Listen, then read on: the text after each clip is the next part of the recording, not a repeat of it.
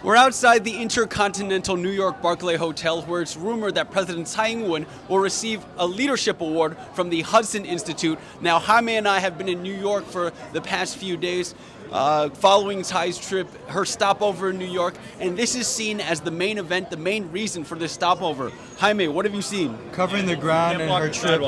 Covering her ground and on the trip here in New York City, it seems that these protesters have been following her in every major stop. They say they are against Tsai Ing-wen and they say they are for peaceful unification, but they've known as much information as we have.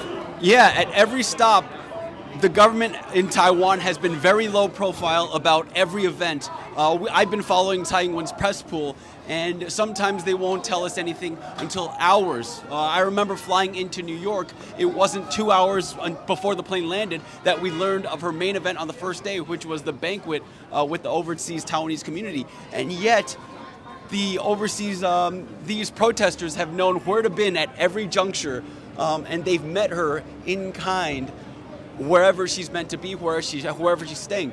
We didn't know where we were staying before we even landed.